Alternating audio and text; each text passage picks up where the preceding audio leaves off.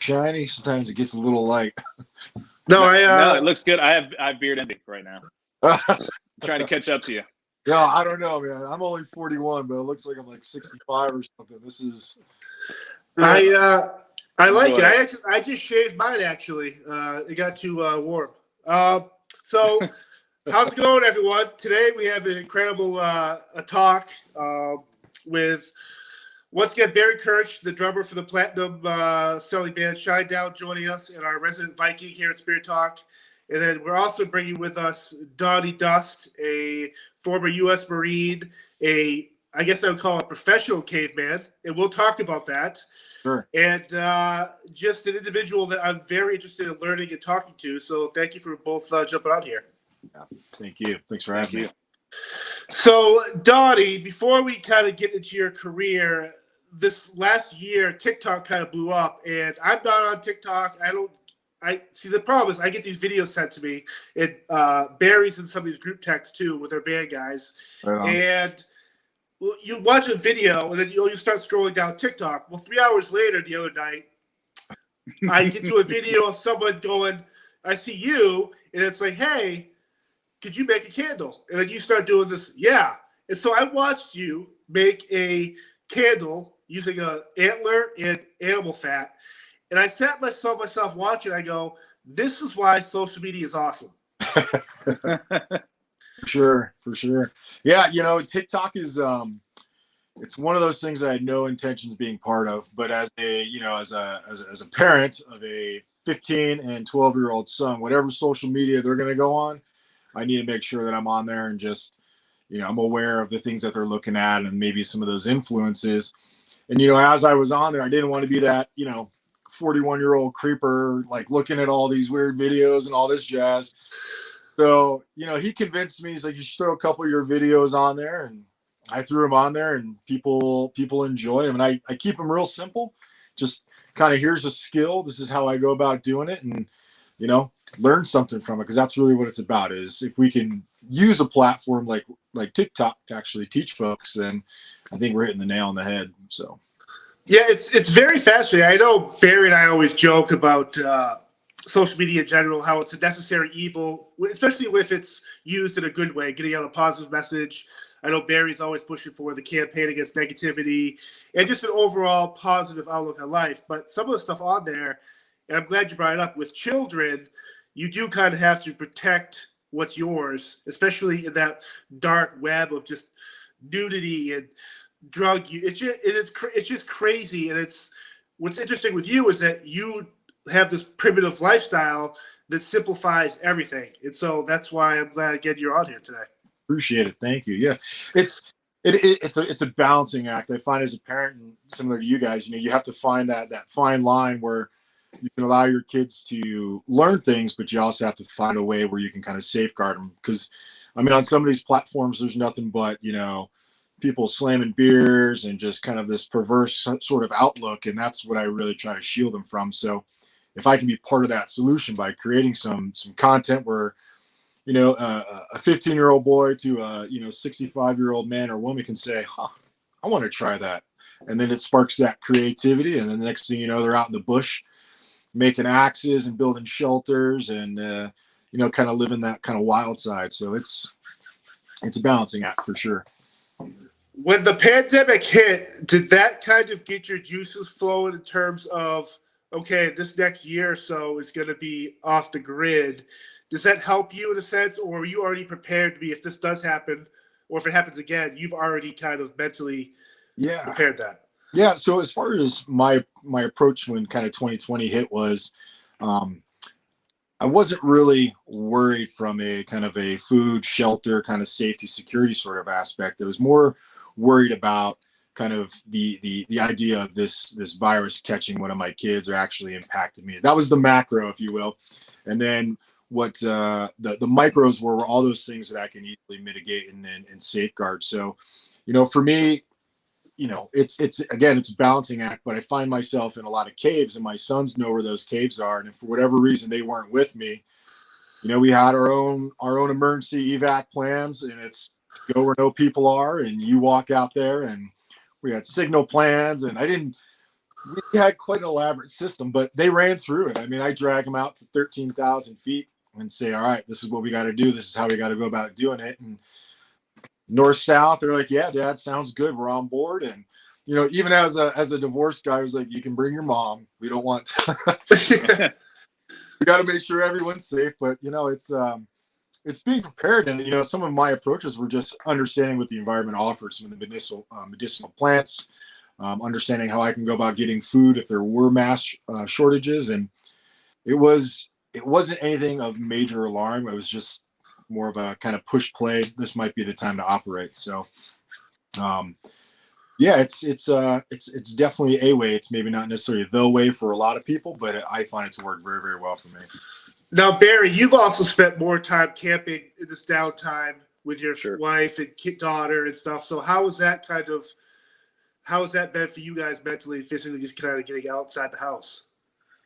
For me, mentally and physically, and I think for the family, it's wonderful. It really helps connect us more. Allows me. My daughter's younger; she's 10, just turned 10 in January, so she's a little bit younger in these things, and also of a daughter mentality. She's a little bit more, I guess, in a way. She's very, I don't know how, because her mother's not this way, but she's very girly and sensitive, and that's just who she is as a person. So, you know, as far as being super gung ho in the woods, she's a lot more cautious, which is probably a good thing in the long run. But getting out with them and having this time to do that and really introduce more so my daughter, though introducing my wife to a lot of these things is fun too, because she's a city girl. She's a South Florida girl. You know, they didn't grow up camping. It wasn't a thing. They're like, what do you mean? What do you mean there's bugs out there? Well, yeah, you live in Florida, there's bugs. You know? So it's been fun to get her into that. And it's much less of the primitive style, like Donnie, you're doing. You know, you're in the cave, you're getting your own food, you're flint-napping, you're making your own weapons. We're on more the glamping side of things, because that's how I got my wife into it. You know, we have a nice little airstream that we camp in, but in that, I'm able to take them out of that environment and go, okay, we're going to go catch some fish. So here's how we're going to do it. Let's go on a hike here. Let's look for, you know, I'm a hunter and I'm a fisherman, so let's go look for signs of wildlife in the woods. And what are you going to do if you get lost? And here's how you can mark your trail as you're going into another place. You know, just those small little things. And I'm very much a novice, probably compared to what you are with not only your military background, but what you've done in the primitive lifestyle, even what you've done, you know, TV-wise and in your books. But even those small techniques, I love learning from guys like yourself and everybody else, that you can learn these small things from and go, oh, I never thought of doing that. Or that's a whole new way of doing that. That's pretty cool. And if I can introduce those to my daughter and she's not spending time looking at, you know, computers and whatnot, why not? Because I think these arts, and I think both of you would agree, these arts are completely being lost on a generation, if not the past two generations. I didn't grow up with a lot of them. My dad took me camping, but it was a very different thing. And I appreciate everything he taught me, but it was more of, okay, we're going to go camping once or twice a year. But then again, he was a busy working father, military guy. He's a retired Air Force. So it was when you had a chance. You know, it wasn't taking it to that other level. And I didn't really get super interested into it until probably my late 20s, when I was like, okay, what's the next level? Aside from going out fishing on the weekend, what else can I do out here to survive? Absolutely. Yeah, that's awesome. It really is. That's what I think I believe more parents should be, you know, kind of doing with their families is, you know, starting small, starting with that initial phase of like, hey, let's just go camping. And, you know, to be honest with you, I do that with my sons. Yeah, they can walk miles and do all sorts of things, but it's like, let's just go camping. Let's set up a tent. Let's catch some fish. Let's just kind of commune around the campfire. And that's where little opportunities to punch out and do some skills. Like, hey, what happens? Play those sort of scenarios. But that's what's kind of vacant in a lot of people these days, is I don't want to say they're afraid of the woods, but they have a certain apprehension about going out there, whether it's cold or it's the weather or, you know, predatory animals, something to that extent. But I think that's a solid approach. I mean, people could take a good look at that and say, you know what, we need to start working that as well. I think the woods can become scary, and with especially with, you know, anything sensationalized on TV now, it's all there. You know, oh, that person went in the woods and all of a sudden there's 20 bear. I've never seen 20 bear in my life. You know, yeah, they're there. Take your precautions, and I'm not telling anybody out there that ends up watching this, don't take precautions when you're out in the wild. You can get hurt very easily. But no more. I'm more scared of getting in a car than going in the woods by any means. Absolutely. One of the interesting things, I think his name was Christopher McCandless, the Into the Wild story. Yeah, yeah. When that guy goes into the Alaskan wilderness, and I think part of when I first heard that story and watched the movie and read parts of the books of his parents, I'm like, they brought like a kind of a sexiness. I think people bought into the sexiness of anyone who go out to the wild, right?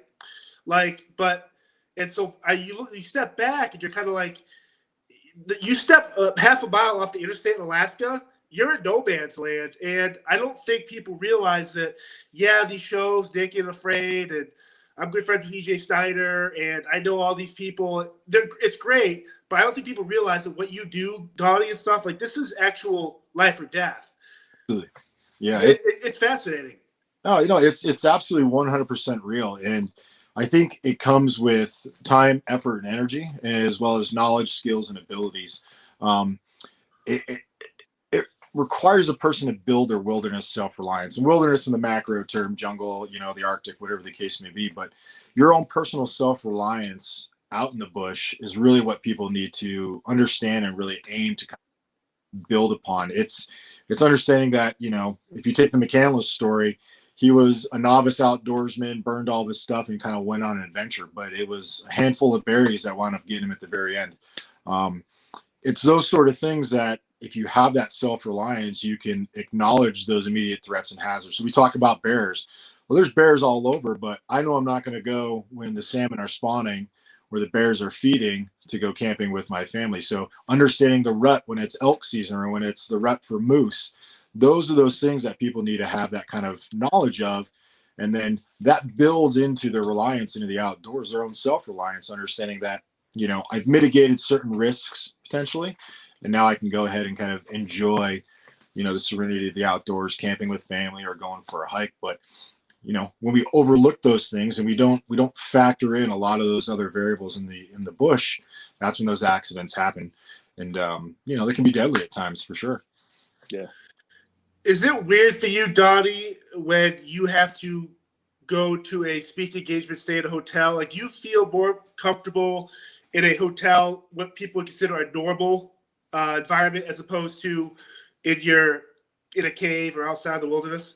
Yeah, I think if I'm with my sons and we're traveling through an area or something to that extent, there's a luxury to it, and it affords certain kind of ease of access, if you will. But I typically avoid them at all costs. It's like, I'll put it to like this: I don't own a bed. I've been sleeping on the floor for years. It's just, I know, quite right. But it's one of those things where you crawl into a bed, it just feels really familiar, comfortable, especially in a hotel. So for me, I don't like to go to those places. I'll utilize them if it requires that sort of outcome. But the reality is, I'd rather stay out in the bush and feel totally comfortable in the bush, sleeping, in a pile of leaves, looking up at the stars, knowing that it is, or there are bear out there, there's mountain lions, whatever the case may be. But again, it comes into, I always call, when I talk with a lot of students, I say there's a pattern of life to the natural world. When we first walk into it, the pattern of life that already exists, we can do a couple things. We can try to become part of it, or we can try to battle it the entire time. And once you become part of that pattern of life, and you gentlemen have all camped before, you start to hear things, you start to smell things, you start to observe the actual true nature and its patterns and how you're working within it. And then when there's interruptions in those patterns, that's when we can quickly identify, there's something over to my left, or there's some sort of disturbance, a click and a half away because crows are flying up and they're flying irregular. Once we understand that pattern of life in the natural world and we become part of it, it's very easy to live in it. It's extreme. It's just like if you were at your house or you were walking into a hotel to check in, you get your room key and you know exactly what you're doing. There's a pattern of life to everything. The natural world has that pattern of life, and you got to become part of it to ultimately thrive in it. Now, is it beneficial to have, say, something happen where you kind of shake up that pattern to see how well you are actually in that world you're living in? Is that something that's... Absolutely. Yeah. I think a lot of survival scenarios, about 99% of them are self-induced. So people do exactly that. They take, maybe a knife and a few items and they go put themselves in that situation to test their abilities and kind of test their overall, knowledge and skills. So there is a benefit to that. And that's more like training, just like the military trains, the police trains, musicians, poets, everyone trains in a certain way. That's an aspect of training. It's at a certain point, when does the training become real? But it's hard to actually put yourself in a real survival scenario because you are doing it. So if you go out and you're lost, that's real. If you're driving down the interstate and there's no one else on the interstate and it's super remote, you blow out a tire, that's a real scenario. So there's a lot of real things that can happen, but in that true wilderness fashion, I don't want to say that they're far and few between, but there's not as many as we think. So for some of us, it kind of transitions into more of the living in that situation, living in that environment. And that's kind of where I come into that play. Now, is this something, sorry, John, I'm curious, did you grow up doing these primitive things? Was it a family thing and that's what got you into the military? And then after the military, you just made, this is going to be what I do? Or is it kind of something that evolved over time? Yeah. So, I grew up in Colorado in an area when there was like 50 homes. And it was a time when you could leave the house, you could steal some vegetables from the neighbor's garden, go fishing and camping and just like do your thing. And that's, definitely different than now. So growing up in that kind of situation and kind of just always exploring and being a curious kid, I was always exposed to fishing. My father took me fishing. I went hunting with my uncles, and I'd go to my uncle's house in Michigan. He'd slide the kayak out the back and say, go. My grandfather was a big hunter. It wasn't anything where it was a constant. There was a balance again, but it was definitely a constant exposure. And I moved around a lot as a kid, but the one thing my folks always made sure I had was lots of land to go play on and explore. So cool. That was always my proving ground. And then right around the age of 15, I was at a flea market in Jersey. And this old survival manual, right? Still have it. And I started thumbing through the survival manual, and everything I had been doing or experimenting with or trying to create existed in that book. And then all of a sudden that turned into my gospel. And I did that for, many years until, it was time to say, all right, what are we going to do as an adult? Well, I gave college a try, and that lasted for about 2 months. And then, I went to Uncle Sam and said, hey, I like camping. I like fishing. I like hunting. He's like, well, you should join the infantry. And I was like, this is too easy. Then, Uncle Sam, he supported that interest by sending me to all sorts of survival schools in Thailand and Malaysia and Indonesia. I got to embed with a lot of indigenous cultures and learn from them. And it was just a constant, snowball effect where it was just always building bigger and bigger and bigger. And then eventually, I decided to get out of the Marine Corps, and I wanted to take all of these life passions and turn them into something that would be able to feed my family and give me lots of adventures and allow me to kind of truly explore who I am as a person and ultimately live a little bit more wild than the next person. I like it. I like it a lot. Right on. Appreciate it. Now, I never grew up with like a pocket knife. Like I was doing tree forts, like leaf huts, all like I love the outdoors, making mud pies, but I never was into like whittling. Now, is that something you did, Barry, growing up, whittling? And then Donny, let's lead this into the stuff you do with the stonework, which I really don't understand it. No worries. Yeah, I mean, for me, it was kind of a rite of passage when you got your first pocket knife. When I think it was my grandfather's, but given to me by my parents, my first little just small pocket knife, and I cut everything I possibly could, including myself, as many times as I could with that knife. And it was a rite of passage. You were finally trusted with a pocket knife and a BB gun. And that was the big deal. And I'd take that BB gun down. I grew up in Panama City, Florida, for the most part. We moved around a lot when I was very young, but we finally settled in Panama City when I was around 7, 8. And that's where I grew up. And we lived on a canal on East Bay overlooking Tyndall Air Force Base. And that's kind of Gulf side in the Gulf Coast area. Yeah. And so the BB gun was down at the bay, or I was fishing, or I was snorkeling. I was constantly down there. You get done with school, you get your homework done, and you're immediately outside, and you weren't allowed back home until dark for dinner. Get out of here, come back home at dinner. And that's where I was with my pocket knife or fishing rod or my skim board or any of that kind of stuff, causing trouble, but all good trouble. Yeah, good kid trouble. And trying to see, we'd have contests to see who could get our feet the toughest throughout the summer barefoot. Or one of the worst things you can do is who can get the worst sunburn, which we did. And I lost that battle. Or we create our own adventures where the salt marsh that split the canal that I lived on to the bay, we would make contests, and I forget what we called it, but who could get across it the first by going through the mud and just getting nasty. And my brother, who's 6 years older than me, really taught me a lot of that too, because he's very outdoorsy, and unlike myself, he wasn't born with a fear at all of snakes, reptiles, and that kind of thing. So he's out there catching snakes and having a good time, and he'd bring them to me, and I'm really relatively fearful of snakes. I don't mind them. I'm not one of those that goes, oh, there's a rattlesnake, I'm going to chop its head off. But I leave him alone, okay? He would work at a rattlesnake farm and milk rattlesnakes. He didn't care. He's fearless when it comes to those things. So it was nice having those lessons as well, and fishing with my father. So yes, to go back and not ramble too much, pocket knife was a thing. Getting those rites of passage as a kid was a thing, and learning the responsibility of having them was a big thing growing up for me. Awesome.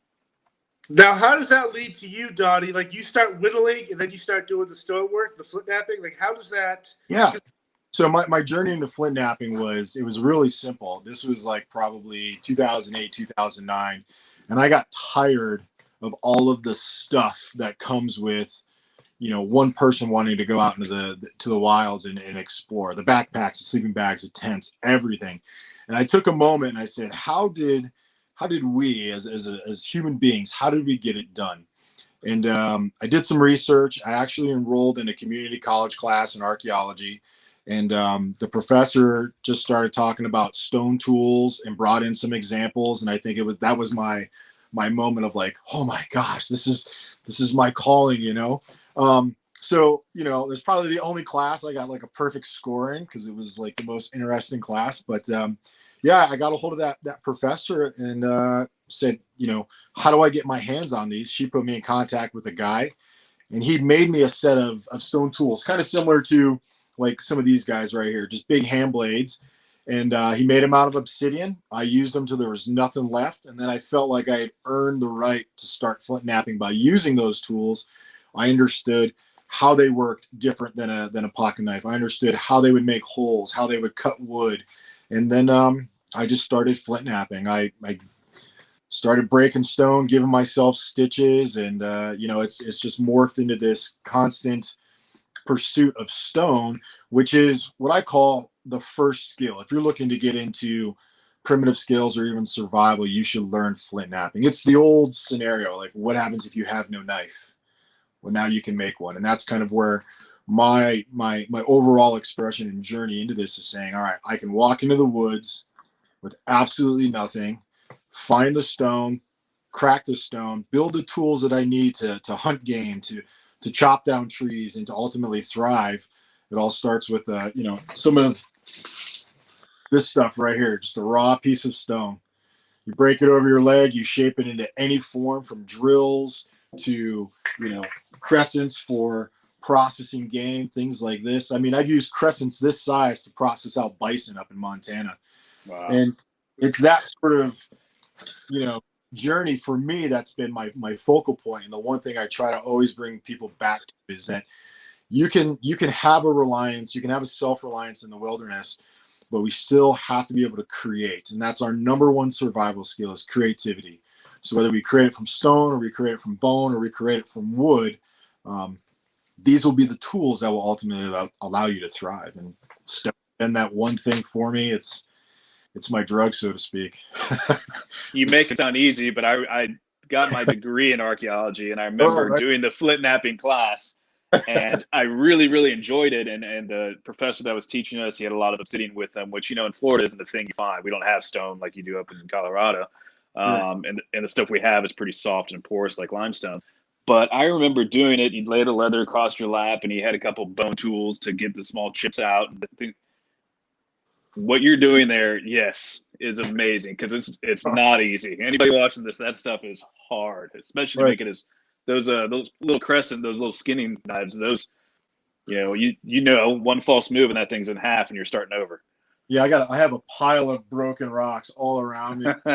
It's debutage. It's pieces that I've snapped right in half as I'm working on them.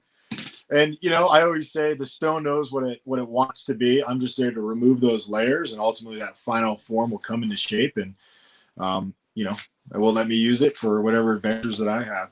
That's cool.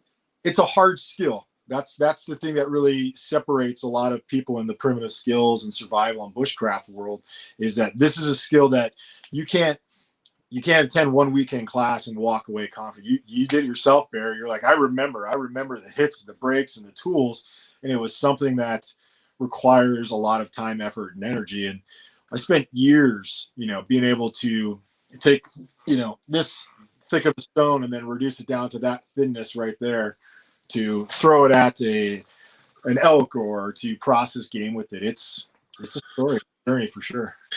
There's something very fascinating too, because when I go back to my grandparents' farm in Western New York, like we'll walk the creek beds, and I remember growing up as a kid, we'd find these cool rocks that look like a shape or a fist or a heart. But once you start looking at like the weird fossils, this cool stuff, there's just something so awesome and arty about it. But it's history, and it's kind of cool that you get to play around in that while making your own history. Yeah, I feel privileged. I feel kind of, I'm honoring the ancient ways of living. And like I tell a lot of folks, we've used stone longer than we've used steel. If you really think about it, there's stone tools that date back like millions of years. And a lot of them are just simple hand axes. And over time, they've evolved into these ornate, beautiful pieces. So you get to kind of walk through history. And I enjoy it because I could walk out into the bush, find some stone, and sit and craft the exact same way somebody did thousands and thousands and thousands of years ago. And it just brings me into this kind of full circle saying, okay, you're not as, important as you think you are. You're just as simple as anybody else. And this is how you go about thriving in this world. And that's what the ancients did before us. And that's what you're doing right now. So keep doing it.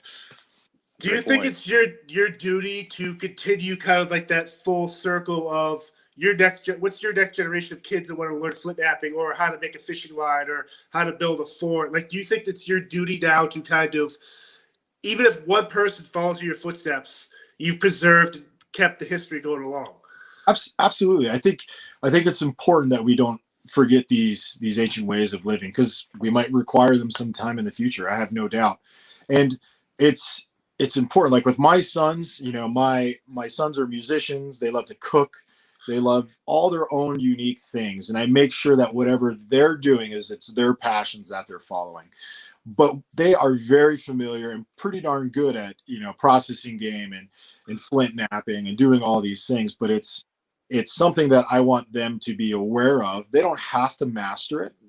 They probably have a better working knowledge than most, but it's one of those things. Yeah, we have to keep them going. We have to keep these methodologies in place so people can learn from them. They can understand, the full facet of who we are as a people and who we are as a species. Stone tools are the way to go. They really are. Now, when you did the show alone, you had to pick, 10 items to bring with you? Yeah.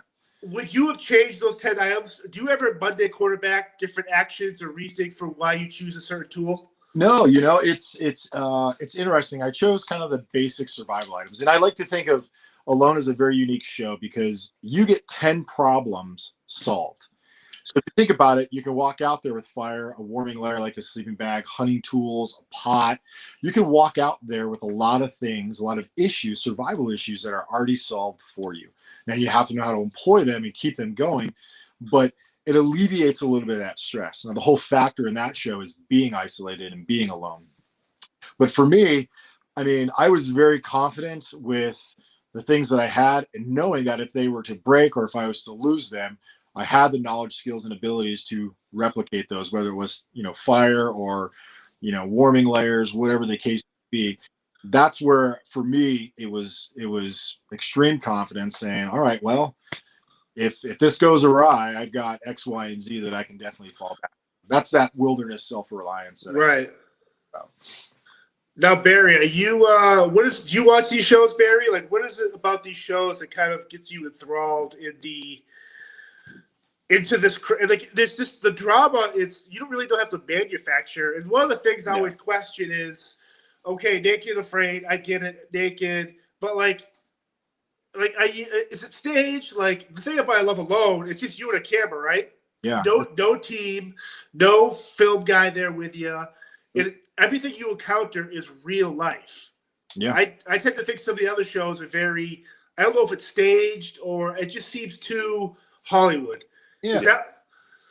Go ahead, Barry. I'm sorry. Oh no, you're fine. Either way, I agree with that, and I think there's enjoyment in watching the staged ones as well. Like Naked and Afraid and stuff. Which that one I didn't get too much into because I'd have to stay up till 11 o'clock at night, midnight to watch it because my daughter doesn't need to see it. Not yet anyway. I'm trying to keep the innocence as long as possible. For sure. But shows like Alone, I enjoy a lot, and for me, a lot of people watch these reality shows for the train wreck side of things. Oh, when's this person going to fail? What's going to be the next injury? Who's going to cut their hand? I remember one of the early seasons, season 2 or something, the woman was thriving. She was killing it, and then she really cut herself really bad by a silly mistake, and she had to get airlifted out. And I was sad for her because she was one of the ones doing the best. She was thriving, but now she's got a catastrophic injury that happened like that, and she can't use her hand anymore. Those things I hate seeing. I like seeing people thrive in those situations, and like even the Bear Grylls type shows. Yes, it's very Hollywood, and he's got a massive support team, but there's certain things you can learn from him. But then you have somebody like Les Stroud, who probably was somewhat a formative factor for the idea of something like Alone, where it's just him and a camera, and he's doing some crazy stuff. And I also like seeing, and you don't see it that much, and I know, Donny, you just did something recently in the swamps of Louisiana, which I'm totally curious about, and your thoughts on how different that is from your lifestyle in Colorado, because that's a lot closer to my lifestyle here in Florida, if not even crazier, because Louisiana is just insane. But what you rarely ever see on these shows is somebody being dropped off in the southeastern U.S. I don't know if it's an insurance situation or what, or it's just because it is so miserable down here that the outside teams don't want any part of it. I always wait for that because it's always okay. We're in Alaska, the last frontier, or we're going to be up in the Arctic Circle, or those kinds, or Canada somewhere, and those are just as hard, if not harder, to survive in. But you never see the hot, sweaty messes as much sometimes. So I always enjoy those situations. Yeah, I think a lot of the survival shows that are out there, there's always an objective and kind of a mission. There's a deliverable, if you will, that they're looking to provide the audience, whether it's adventure, whether it's a skill, or following along on this journey. So there's a lot of reality to them. EJ, I know EJ. There's a lot of people that have been on Naked and Afraid as well as Alone, Dual Survival that I know personally, and they're all real. There's just different kind of approaches to it. So we'll take something like Dual Survival, where two guys are given an objective. They're given a small kind of resources based off of a survival scenario. So two guys are kayaking, and then all of a sudden their boat dips, and then they're on the beach somewhere. They're kind of replicating a survival scenario situation for an audience. So, even if we take Bear Grylls, who's a great guy, he's got a wealth of knowledge. I mean, the guy falls out of a plane, breaks his back, and then climbs Mount Everest, like a year and a half later. Yeah. There to replicate and show an audience this is what you do. Not necessarily I'm out here for 15 days on my own, but if you find yourself in this situation, these are the knowledge, skills, and abilities associated with it, and this is how you can ultimately get yourself to safety. Because all the shows are a little bit different. They all provide kind of a different vantage point. And I think it's up to the viewer as well as those that are producing it to kind of lay that out in a very kind of clear and kind of organized manner. Like, what are these guys doing? This is what they're doing, and kind of expectations. Sure. Now, the interesting thing about your appearance on Alone, Donny, is that you had a really bad heart attack the year prior. Yeah. Now, leading up to that, were the producers, or were they just like, man, this guy's actually crazy? Right? I mean, you think of an athlete that breaks a leg in football or hockey, they're coming back at 85, maybe 70% the next year. And here you are. Yeah, it's a sport, but it's no different mentally and physically. So how do you do it? So my after my heart attack, it was my recovery, which is really the premise of my first book. Yeah. So that was all about my mental, physical, emotional, and primal recovery, my well-being, if you will. And I knew I was healthy prior to my heart attack, and I knew I was going to be healthy afterwards. This was just a new factor I had to consider in a lot of my decision making. So I didn't really worry about it. I didn't worry about if it was to happen again. And to be honest with you, this is probably going to be one of the alone was the safest situation I could ever put myself in, because there's an entire medical crew, yeah, there's some miles away, but I was going to be okay no matter what. Even if, I snapped a femur or I got attacked by a bear, as long as I could hit that button and say, come help me, I'd be okay. But yeah, I didn't really, and I still don't live by the fear of having another heart attack. I accept that it might be the thing that takes me out one day, but knowing that is a probability, I think it just really opens my life up to say, all right, well, if we know that's going to happen, and that's a guarantee for everyone, we all die at some point, maybe I have a little bit more clarity on how. What are you going to hold back for? Just keep going, keep living. Any challenges that come your way, step up and do them to the best of your abilities. Otherwise, you just wither away and die in the corner. I refuse to do that. I mean, for the example of my two sons, if anything, they can see their dad have this major, life event at a very young age and then overcome it and just keep moving. And, aside from February 3rd, which is the day it happened, that's the only really day that I take a moment and say, 4 years ago or 3 years ago, you were laid up in a hospital bed. And then 3 months later, you were sleeping naked in a cave next to a fire. It's a good life, You got to do it, Now, you also have your dog out there recently, Finn, right? Yeah. So when Finn's out there with you, does he act differently if he's out there versus back at home inside a regular house? Like, how does that affect his psyche himself? Yeah, so Finn is very much a wild dog. I picked him up in Aurora. He was eating roadkill, so I respect that because I'm a big roadkill guy myself.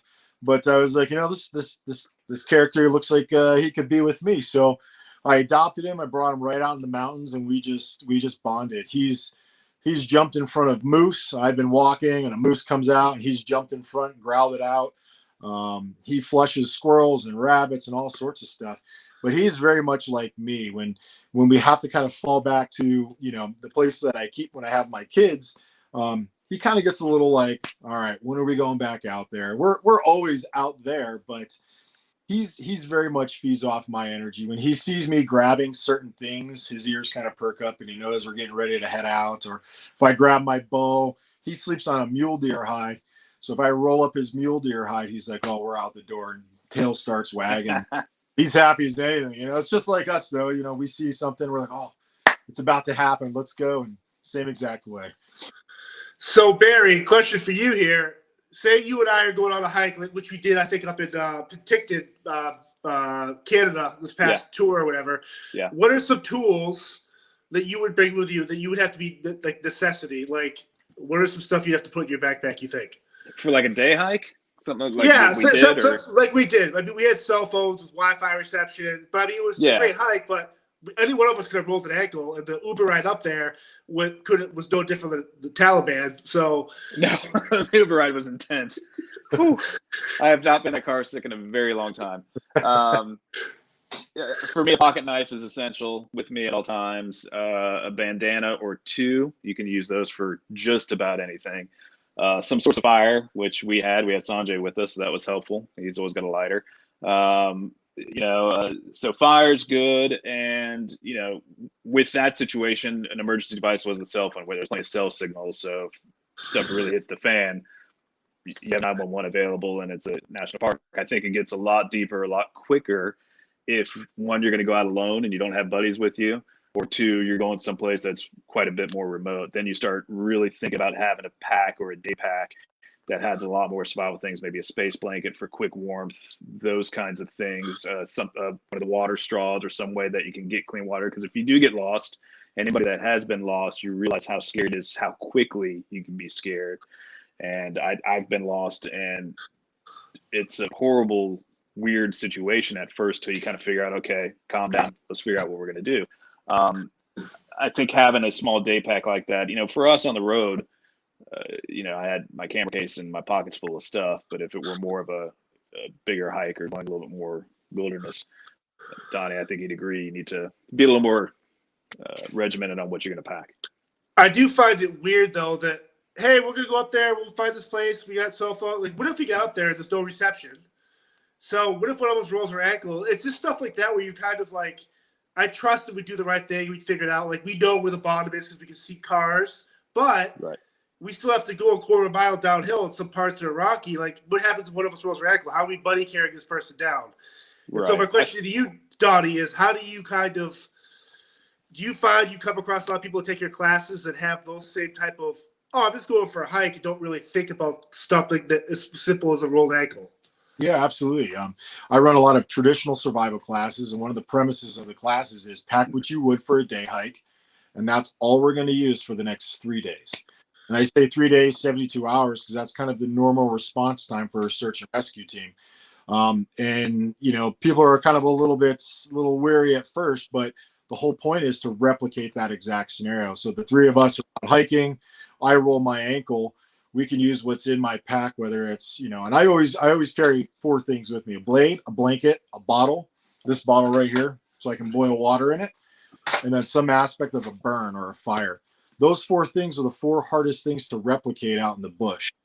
So I mitigate some of that by taking those, and that's what I try to stress to a lot of the people that I bring out in the bush is if you can have some basic things that enable you to create fire, which is also a signal, which is also warmth, which is also protection, and then using your blanket and the means of boiling water, you're going to extend that 72-hour window a great deal. So yeah, I bring people out. I say pack what you're going to bring for a day hike, and someone will bring a granola bar and a pair of socks, and then by 1 o'clock morning they're like, I should have used 4 leaves to keep me warm, but that's how you learn, though. That's genuinely how you learn, is by really testing yourself and exposing yourself to those situations. And the fortunate thing is there's someone there like me that in the event of an emergency, in that scenario that we're replicating, I'll pull out a space blanket and say, all right, now we're getting to a critical point of failure. I need you to warm up.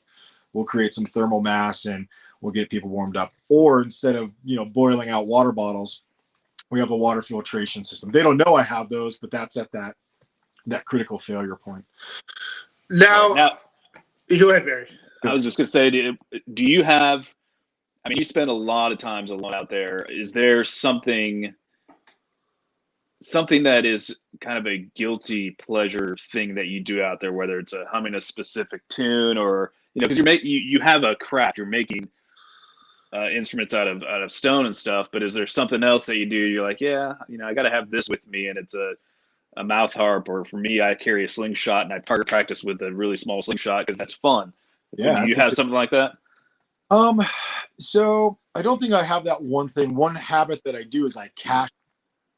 So in some of the caves that I have, they're around specific springs or like great areas for fishing.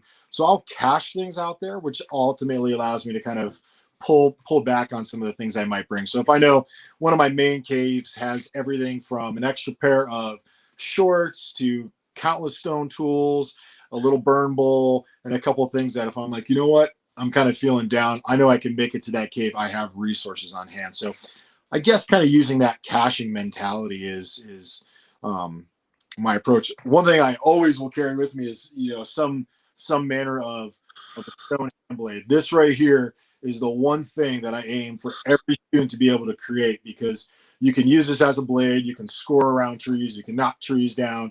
You can pop flakes off and make, little micro knives like this that are razor sharp. This one thing can give you so many opportunities. So if there was that one personal crutch item, it'd be a stone blade. Because I don't go out with a knife every single time. That's part of the journey, is to say, what can I use? What can I create? But that definitely comes with some time and practice. So sure.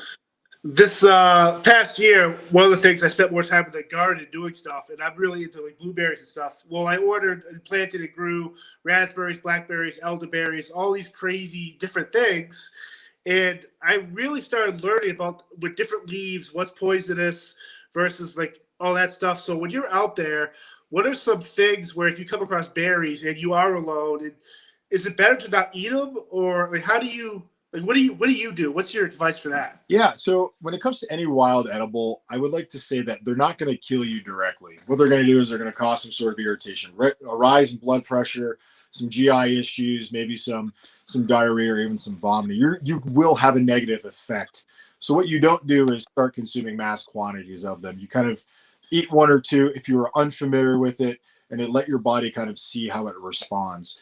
But that really comes into, just the person who has no idea about any sort of edible plants.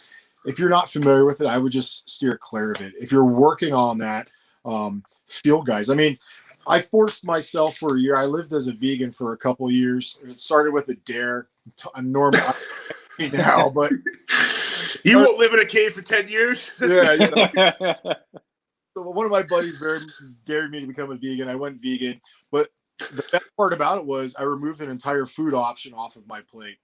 So it forced me to learn countless plants, and then it also forced me to remember these plants in various locations. And the one thing that's overlooked by a lot of people is that plants have a full life cycle, all 4 seasons. So even though things bloom in springtime and they really come to full source kind of the summer, well, they still have roots in the winter. They still have different capabilities and limitations at all 4 seasons. So when I try to teach people about certain plants like mullein or yarrow, or even some of the berries like, something like rose hips, those things exist in all 4 seasons. And they still can be a resource. So just because it's not spring or summer or even moving into fall when the mushrooms are out, focus on those plants, learn those plants, and get out there with the field guide. This is the easiest way. Find, the Peterson field guide, walk out there and say, this is what I believe this is. You look at those factors and then you start experimenting with it piece by piece. But like what you're doing, growing berries and stuff, that's the best way to do it. Start growing them in your backyard. So you know what you're putting in the ground, what's coming out of the ground. You can consume them. And then when you find them out in the bush, you're like, I know exactly what that is. I've grown it. I tasted it. I've harvested it. I've done all this full life cycle to it. I know 100% that's what that is. So there's a small creek up by my house, and so I guess my question is, how do you know? Could you drink from that? Could I drink from that? Or if it's not running, or if it's stagnant, what's stagnant water?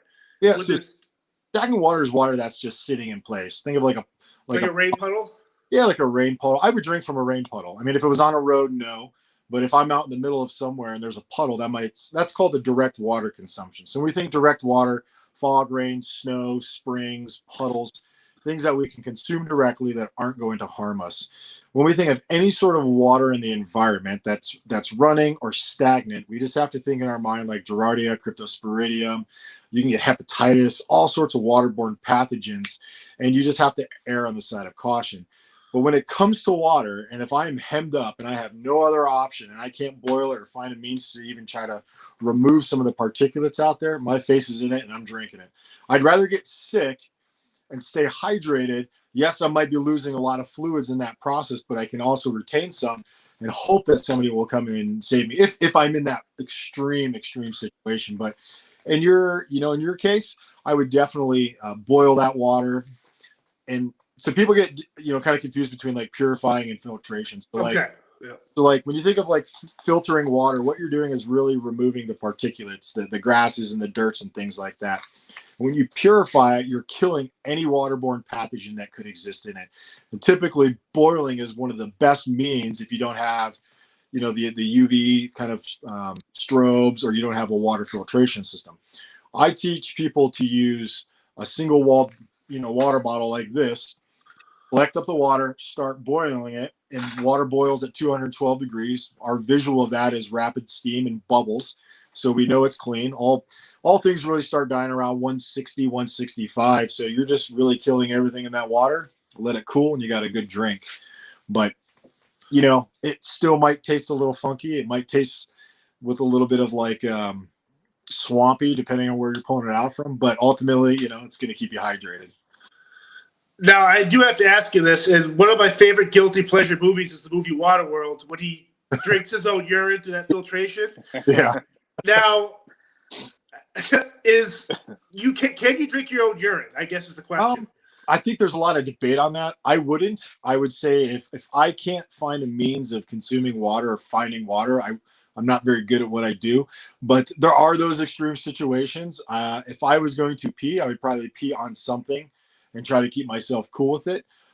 If I'm moving through an area and I have a container of some sort, I might pee in that container. Maybe later on down the road, finding a way of filtering it out and purifying it. But I've never drinking my own pee. I don't plan on it.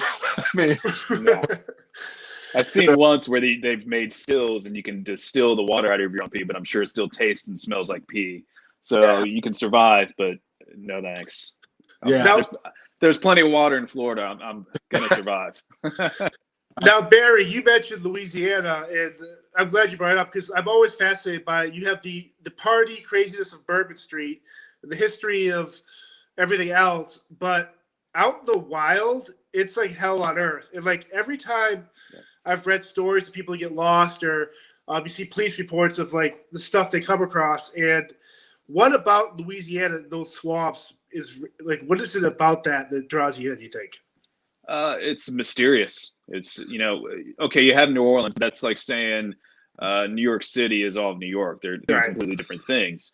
And I do love New Orleans. It's my favorite city on in the planet. But those swamps have a crazy magical thing, and the people that have thrived there, the Creole population, things like that, they've turned it into a home. But it is extremely hard to access. So the people could hide things there. That you had pirates going through there. Once you get past that and you get past the scariness of it, and I'll be honest, I'm scared to death of those swamps sometimes because everything there wants to kill you or eat you or hurt you. Everything. You never know. I'm not swimming in that water unless I absolutely have to, and you might have to twist my arm to do it. But you get past that and you realize that it's all a food source. There's so much food there, so much food. But you can eat a gator, you can eat a snake. There's fish galore. There's plenty of vegetation. You can eat if you know what you're doing. You're not going to starve there if you get over some of those fears. But that's coming from a guy who knows that. Donnie's actually lived that. So it's they're scary to me. But food wise, I think you would attest that it's really quite easy in some cases to get food there. I would say the swamp was full of opportunities.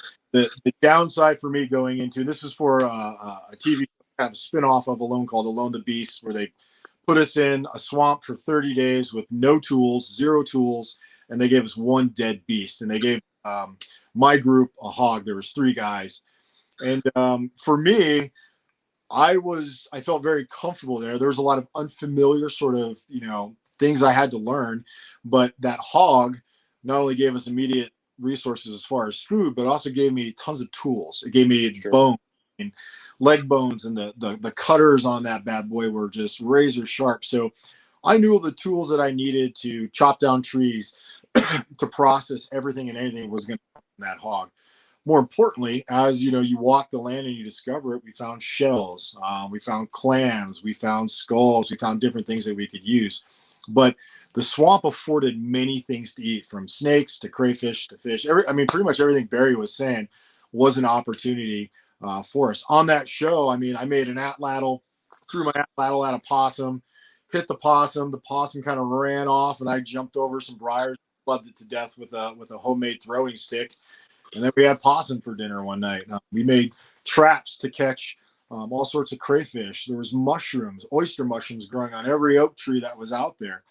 Pulled those bad boys off, smoked them over a fire, and then we preserved our mushrooms for periods. There was plenty of things. But the thing is, the swamp will kill you quick as anything, through whether it's the annoyance of mosquitoes, a spider bite, the gators, the snakes, snapping turtles. And, I'm definitely one down and walk through a swampy area, and I'm more worried about the snapping turtles biting than I have that mentality. I guess maybe like, well, if it's a gator, maybe I could fight it off. That's probably but it's the mentality. That. I'll be behind you. Yeah, exactly. You clear the path. So yeah, the swamp was a beautiful place. And after a while, one of the simplest things that we were struggling with was we made one fire, and we kept the same fire going for 30 days. The one thing that kept happening is our fire kept getting really low, and it kept dying out really, really quickly. So we're sitting out there and we're trying to battle, like, why is this going out? Well, we're in a swamp. The water table is extremely high. And as we build that fire, it dries out the ground. And as the fire naturally decreases its flame and its heat, there's a vacuum effect, and it sucks all that water back up, and it starts to put your fire out. So we struggled with this for probably 15 days. And then we started moving the fires around, and we noticed that there'd be a dry spot, and then 15 minutes later it'd be wet. So we started building clay tablets and building our fire on top of the clay tablets so the water couldn't get through the clay. and our fire burned bright as anything. But that's that pattern of life. That's that understanding of that natural world that you have to really just become part of and just remove everything you think you know and be like, all right, this is where we're at. Let's live. So I have a scenario for you both here. Now, this isn't a survival scenario. This isn't life or death. This is you're camping with your kids, your family, whatever, and it's primitive cooking. Say you have wild boar you got to cook. What natural seasonings are you putting on that to make that more presentable? Yeah. Well, for me, I would use a lot of sorrels. What are those? Sorrel is it's an oxaliate, which is a very citrus tasting plant. Okay. It tastes like lemons. It tastes like limes, and there's probably over 400 different species of sorrel. But I would collect a lot of sorrel, and I'd mash it up into the meat. I would make even, dry it out and use it as a seasoning over the top. But sorrel's a really great thing that will take a very gamey meat and give it a little bit of, pizzazz, if you will. Sorrel's, you can find it pretty much anywhere that you come across water or just moist areas. So that's a great one. As well as watercress. Watercress has a little peppery flavor. So even if you're eating gamey meat and then you follow it up with some watercress, you'll get a good little bounce. Because you got to remember, not all seasoning of meats has to be the traditional seasoning. It's eating one, then following with another, and you can get a good effect. But those are definitely good. And then I think maybe depending where you're at, so you're thinking like wild boar, but like if let's say we're down in Texas, there's tons of hogs down there. Any of your chanterelles, a style of mushroom that has a nice little refreshing taste, that would work well with it. Yeah, I mean, I like wild hog the way it is, So, right. I was thinking you took it a whole nother level than I was thinking. I was thinking, making sure I had the right wood, like a good piece of hickory or something. Absolutely. To get that flavor, Southern barbecue style, some hickory or oak or that kind of thing. Or if you're in Texas, mesquite, and letting that do the flavoring. And then, here in Florida, you could even boil some salt water, cool it off, and then brine it in that salt water, and there comes your salt. And then you can have the salt and then smoke it over fire, kind of deal. Barry, we're gonna go camping. Okay, let's go. The funny thing about Barry is that he's a drummer in a great, like, famous band, but he has all this other stuff where you're kind of like, this guy is like, he's like a Renaissance man, like the body of like this Viking, like it's Viking very Hobbit because I'm tiny. But it's just great, and I'm so grateful for you guys to be on here, and I just again I want to thank you guys, and these type of talks are, I think, necessary, especially in today's day and age, and it's been awesome. I think it's cool to have a cross pollination of many different walks of life too. I mean, John, your background coming from Secret Service into the private security industry, into the rock and roll security industry, and that side of you, and getting to know you through that because you came in as our security guard, and we fastly bonded through there. And then obviously, Donnie, you have your military past, but then this whole primitive skill life. And trying to pass on off with your kids. I think it's really neat when you can have these conversations of people that come from maybe some similar walks of life, but have a whole different path that leads back to the same area again. Yeah, absolutely. I couldn't agree more. I think diversity of life is really, you have it in the macro, but once we come down to the micro, it's all those same sort of things. It's love of your family, keeping them safe, keeping them warm, as well as doing all that to you. I think that's the equalizer in everybody, is we all look for those things. And when we're out in the bush, some folks have the ability to do a little bit more, and some folks are still trying to kind of relearn that. But yeah, it's a great opportunity. Absolutely. Well, John and I are going to have to come to your class. I was actually born in Colorado Springs at the Air Force Academy, so I'd like to visit it on a whole nother level. Right on. Yeah. I have a couple classes coming. They're taking place down in the Chihuahua Desert in Texas. So it's three workshops, just primitive skills. We're gonna, make gourd water bottles and kind of walk the land. Yes. Talk about some medicinal plants. We're gonna probably make some sandals and build atlatls, and just get some good folks out, kind of away some of the chaos that's going on in their lives, and just live a little bit more wild. It's a good time. See, I would love to do that, but I'd want to bring my camera because I just love the idea of just like capturing those moments, right? It just blows my mind. Like you posted a picture of you or whoever took the picture of you and your dog drinking from this water. But it was just a man and his dog out in the wild, and it's the most like coolest thing. So it's just awesome. I appreciate it. Yeah. It's a way. It's not necessarily the way, but it's a way that I've chosen. I found success with, and more importantly, it's really just to inspire folks and to build and kind of rewild them, so to speak, to say it's okay. You're going to be all right when we go out there, and you're going to be fed well. The forest has plenty of food. It's going to keep us warm. It's going to keep us hydrated. We will come across some adversity at times, but we'll come together as a tribe and we'll overcome it, and we'll get the job done. Love it. Thank you, guys. Thank you. Thanks, John.